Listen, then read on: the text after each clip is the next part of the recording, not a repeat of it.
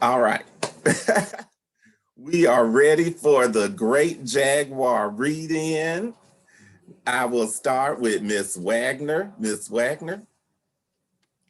All right. Good morning, Jacob Jaguars. So glad to have everyone here with us. I especially am happy to have a special visitor with us today.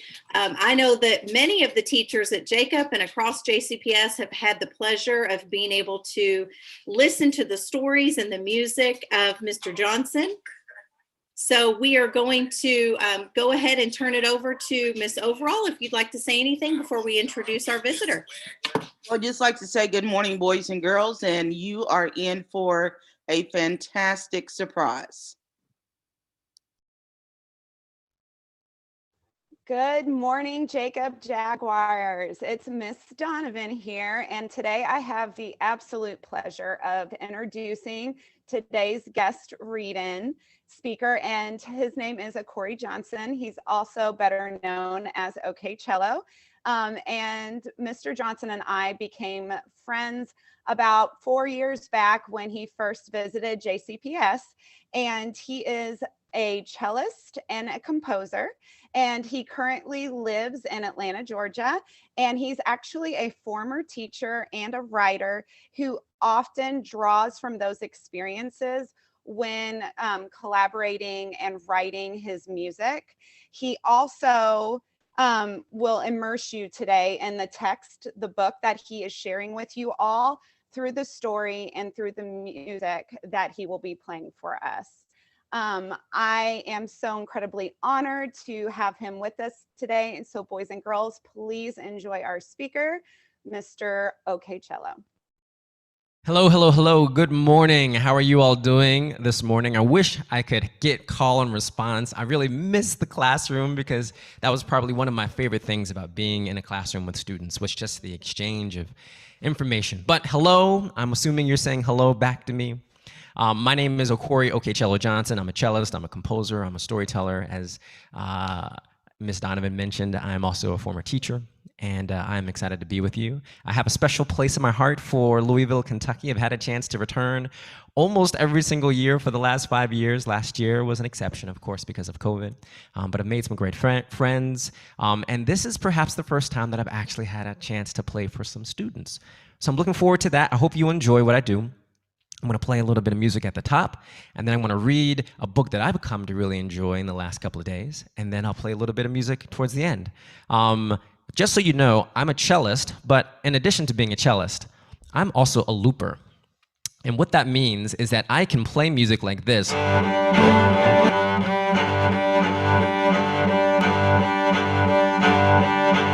when I press the button, I can record it live.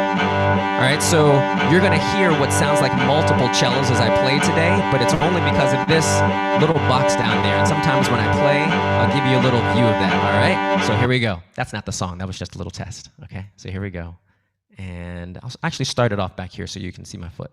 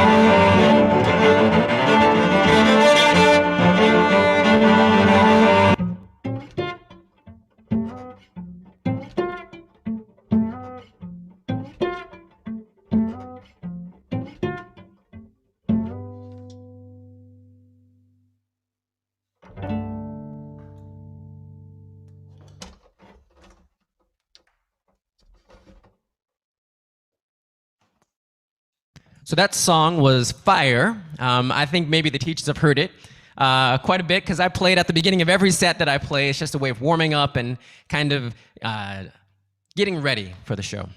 Today, I want to do something a little bit different than I normally do. I'm going to be reading you a book, and I'm excited to do so. But let me actually just change the camera angle a little bit and shift so I can share my screen and read to you comfortably. All right, so I think that's a little bit better. Can everyone see me and still hear me? Maybe some thumbs up. Very good, very good, good, good. All right, so I'm going to go ahead and share my screen. And here we go. And the book that I am going to be reading, let's see, let's hide the floating meeting controls, is Hewitt Anderson's Great Big Life by Jardine Nolan and Kadir Nelson. And I chose this book particularly because of the pictures and the illustrations of Kadir Nelson. They're just so big and beautiful and engaging. So I wanted to share that book with you. And I also, during Black History Month, wanted to give you a little bit of fantasy. I wanted to give you a little bit of myth because I'm sure you're learning about a lot of history. And history is really important. But I also want you to understand that there's nothing in this world, and particularly as it relates to American history and the Black American contribution to American history that we celebrate during Black History Month. Nothing was accomplished without imagination and without the ability to dream. And this book is, for me, a real great celebration of that ability to dream and to let yourself get lost in fantasy, perhaps with the possibility of making it true one day. So the name of this book is Hewitt Anderson's Great Big Life. And here we go. There we go. All right, let me move my picture here. Here we go. Hewitt Anderson lived with his parents in an enormous house at the edge of town. His parents believed big things were best. They boasted a grand and impressive residence overlooking the valley below. The house was marvelous for giving parties. The Andersons gave bountiful banquets, elegant teas, and glorious garden parties that sometimes lasted for days. And Hewitt celebrated many happy birthdays there with his loving family. You see that house there? You know, if at the end, maybe someone can tell me what famous story this is kind of like or what it's related to. All right, so here we go. Hewitt Anderson lived happily and contentedly with his mother and father and the vast marvels of their home, a perfect house for giants. But alas, poor Hewitt was not. He was very, very small. While his parents loved him dearly, his size was a source of great worry and concern for the J. Carver Worthington Andersons. How could a normal-sized boy be born to a family of giants? Never in the entire generations of the J. Carver Worthington Andersons or C. Mabel Luther Butters clans had anything like this ever occurred. Small, pint-sized, and miniature had never been part of their vocabularies or their lives. After all, they believed big things were best. In fact, all of the Andersons and Butters' relations and friends and their relations were giants, and friends of their relations were giants. Ever since their great-great-grandmother Ida came to the valley after that business with the beanstalk, the family had been known as people of great stature and girth. Hewitt had many friends, too, giants galore, but nothing could change the fact that Mr. and Mrs. Anderson their own beloved son, Hewitt, was so very small, teeny-weeny, in fact. It was something Hewitt's parents had to live with and accept, for they loved their sweet little bundle of joy, but oh, how they worried about his size. I love this picture. You can see him sitting on the knee, almost kind of like it's a hill, and his mom and dad kind of there, having a great time with him. All right. And Hewitt was hopelessly in love with them, too, of course. He loved the awe and wonder of them, the deep baritones of his father, and the resounding, resplendent melodies of his mother. When his father chose to sing great operatic versions of nursery rhymes, his mother would join in, creating wonderful duets and harmonies that made Hewitt's liver quiver and tickled his funny bone right down to his shoes. He'd laugh endlessly after being serenaded for hours. All right. So again, Papa and Mama, sing again, Hewitt squealed. Of course, they never disappointed their extraordinary son and gave him more and more. Hewitt, so comforted while listening to the melodies, found it a perfect way to fall asleep, nestled in the deep well of his father's massive hands. Hewitt loved riding around inside his father's shirt pocket or sightseeing from the perch of his mother's brimmed bonnet. I have to move my thing. Can you all see him sitting on the perched brim of his mother's hat? It was impossible for the three of them to hold hands while out for their morning or afternoon walks, as did many families in their neighborhood. So while his parents held hands, Hewitt sat in the folds of their entwined fingers, which made a nice hammock for him. He was gently lulled to sleep with the rhythm and motion of their walking. All the while, his parents secretly hoped that Hewitt was getting the rest and nutrition he needed to grow. But Hewitt was now 5, and he wasn't much bigger than when he was born. Amazingly, it took a great deal of planning and preparation for Hewitt's parents to care for the mouse likeness of their child. At times, it was like trying to find a needle in a haystack. Whenever Hewitt's parents swept the floor, though they always kept an eye out for him, once or twice Hewitt managed to avoid the broom just in time. Because Hewitt was small, he was able to hunker down between the floorboards, holding on until he was out of harm's way. There were some things, however, that would require more attention and consideration. Things in the way of furnishings, for example. Hewitt had inherited the very bed his father had slept in as a boy. Do you see how big and beautiful that bed is? It was a fine-sized bed for a growing giant, but it was entirely too large for Hewitt. Just the same, he loved the bed. He never had to make it because he never mussed his blankets or rumpled his sheets. The feather mattress and pillow were fun for plopping down upon. The tassels on the bedposts were just right for climbing. When Hewitt got lost in his blankets, he pretended he was on a mining expedition. To Hewitt, the world was big and wonderful and wide. His parents tried not to be too concerned about Hewitt's safety and well-being, but the summer Hewitt turned 7, he suffered a rather close call. While preparing the 7-layer cake for Hewitt's birthday party, his mother, in her haste to create a fitting masterpiece, misplaced poor Hewitt. As Hewitt was trapped for an hour in a vat of flour, his parents began their relentless and public worry for the child they loved more than life itself. Finally, Hewitt climbed out of the measuring cup. Hewitt told his parents repeatedly that he could take care of himself. Oh, but worry they did. All right. So doctors were called, Doctors were called in. Specialists from around the world made frequent visits to the Andersons' home, but no one could explain the circumstances surrounding Hewitt's small and unimposing stature. Dr. Gargantuan, which is a big word for big, which is a fancy word for big. Dr. Gargantuan, a brilliant scientist and family friend, tried to calm their growing worries. He will grow. He's just a bit late to bloom, he reassured them. Or, he said, perhaps this is the opposite of a growth spurt. Finally came his suggestion, I could make Hewitt my life's work. Think of the fame, the celebrity for your family. But his parents would not hear of such a thing. They adored their puny, frail, delicate bundle of joy.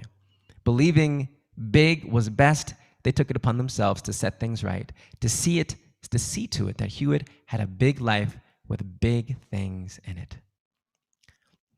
The next morning, Mr. and Mrs. Anderson awoke in the best of spirits. Today would be survival lesson 1, swimming. But in Miss Anderson's hurry to cheer her family on, she tripped and fell. Her tumble caused Mr. Anderson to miss an opportunity for a perfect 10 double somersault pike. The two of them created quite a splash in the pond, a near tidal wave, in fact, and little Hewitt, who was already quite fond of water, was washed clear to the other end of the estate into the garden maze. Quickly they rushed to him, but because Hewitt was small, he had already found his way out through a shortcut under the boxwood wall. Mr. and Mrs. Anderson, on the other hand, wandered aimlessly for a good part of the morning before Hewitt coached them to an exit. In the end, all was served well, as Hewitt showed his talents in the art of solving giant puzzles. We're beginning to learn something about Hewitt. We're beginning to learn that maybe Hewitt has everything he needs after all. For survival lesson 2, Mr. Anderson would show Hewitt how to climb a beanstalk. In the event, he would have to flee the path of an escaped rhinoceros from the nearby zoo. Mr. Anderson felt a surge of his youth again, climbing to the top of the giant Kentucky Wonder. I also chose it because of that. A giant Kentucky Wonder beanstalk with Hewitt tucked safely in his shirt pocket. But reaching the top paralyzed Mr. Anderson with great fear. Hewitt being used to such heights, was not afraid at all. Instantly, Hewitt went into action. Just as a leaf from the mammoth beanstalk began to fall, Hewitt held on to the leaf's edge. He was able to float down on the breath of a helpful breeze. Upon landing, he roused the emergency fire and rescue squad, who arrived minutes later with hooks and ladders and a safety net. Mr. Anderson was shaken by the experience, but was more in awe of his perfectly resourceful son. Look at that. Hewitt's working things out. When it became clear that the lessons in survival training were not accomplishing their goals, Mr. and Mrs. Anderson decided to prepare for their dinner guest, Dr. Gargantuan. Eager to discuss his plans for Hewitt, Dr. Gargantuan arrived before the dinner hour. He tried in earnest to convince Mr. and Mrs. Anderson that a life of scientific promise awaited Hewitt. He said that purpose could be made of Hewitt's small life after all. The Andersons listened politely, but would hear nothing of it. And so, to lighten the mood, they invited the doctor to view the family's golden egg collection, inherited from the great-great-great-grandmother Ida. Inherited from great-great-great-grandmother Ida, their collection of golden eggs could not be duplicated. Golden peacock eggs, golden goose eggs, and of course, ostrich and emu eggs. Those are so big. All of solid, pure gold. You can see the eggs down there at the bottom. It's like a treasure room. You see the harp there and the eggs all at the bottom. A family of big hearts and generous natures, the Andersons knew this trusted family friend had only the best of intentions for Hewitt. They thought it was only fitting to share something of value with Dr. Gargantuan, just not their beloved son. In a moment of inspiration, Miss Anderson reached for an egg, which was about the same size as Hewitt. "Dear doctor, please accept this token with our thanks and appreciation for your dedication," she said, looking to her husband. The good doctor was so overwhelmed and impressed by the generosity of the gift that, in a fit of excitement, he fell backward, causing the door, to shut with such force that it had locked them up good and tight.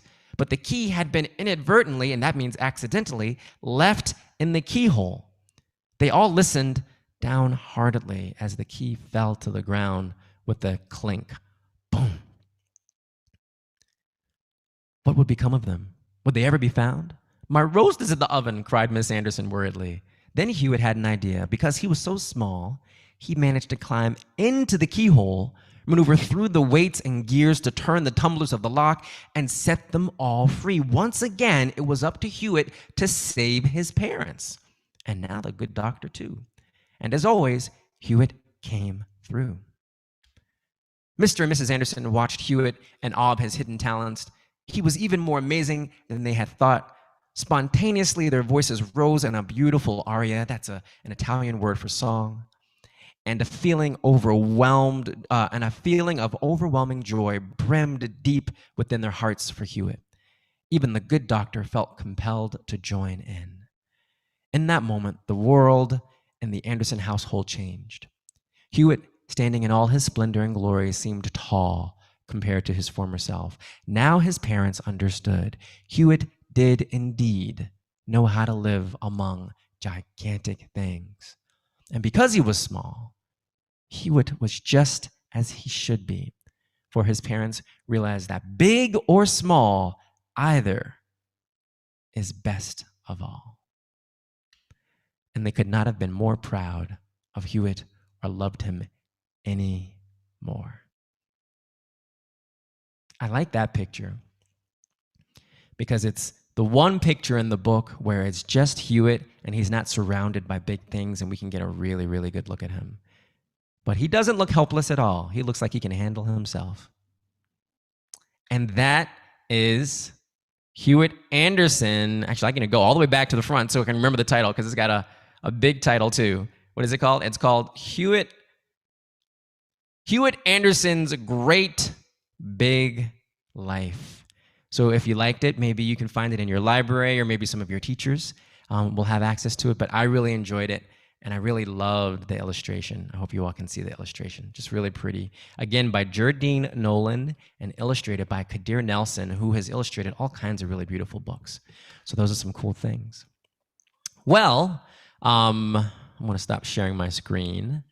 That was a beautiful story and gorgeous illustrations. I have never seen that book myself, and I am thrilled to have been exposed to it.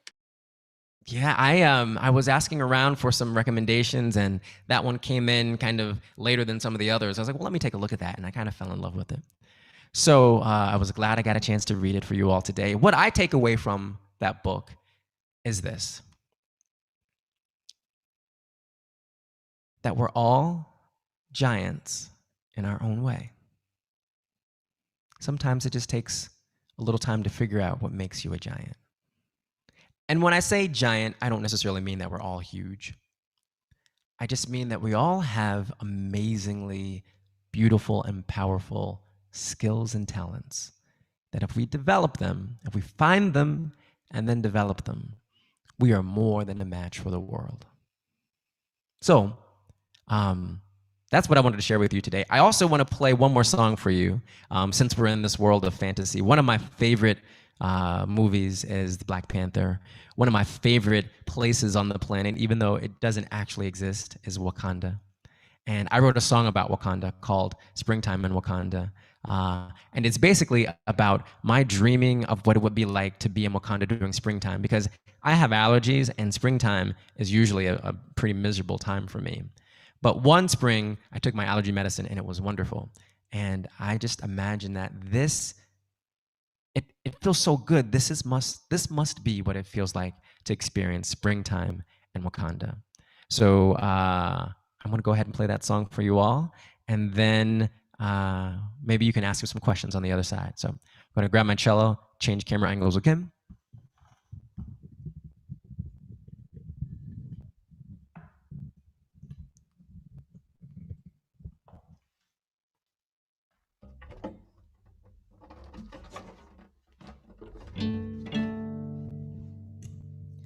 All right, here we go. Let's see.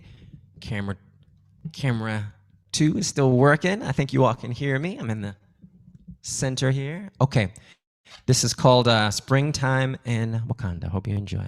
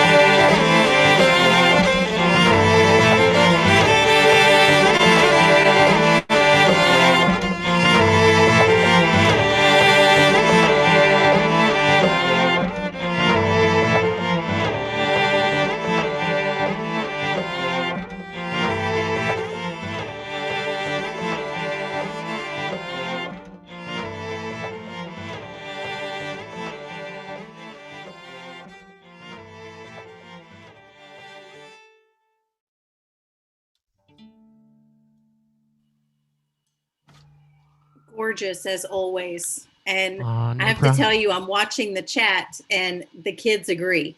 Kids Oh, are saying wow. things like, prepare to be amazed. My ears are happy. Wow. Oh, Love yay. it. So I'm happy. Lots of emojis. So the kids are enjoying it just as much as we are. Great, great, great, great. Well, I think that's essentially what I was hoping to do and to spend some time with you doing today. I wanted to know if you had any questions, if you wanted to ask me anything. I'm open. And, if you wanted to comment about the book too, I'd love to hear about that. Anything you wanted to share with me, I'd love to. I can't see it, but I think your administrators will be able to kind of tell me what's going on in the chat. Yeah. I'm seeing lots of fifth graders saying how much they love your music. Oh, wow. Thank you very much. Mr. Okorrie, are we Yes. because of my inexperience with Zoom, it says we have less than 1 minute. I don't know how to stop the timer. So can we start another one and have the boys and girls come on and answer, like do a question answer session with you? I'm completely available to it. I think you're going to have to send me another link if you start one. But if you send me another link, I I'll join think in we can and just answer. log back into this one and then I'll just have to go live again. Okay, I'll try and log Let's back in try and that. see what happens. Okay, Okay. sure. So everybody All log right. out and log back in. I'll see you guys on YouTube. I'll send you the link.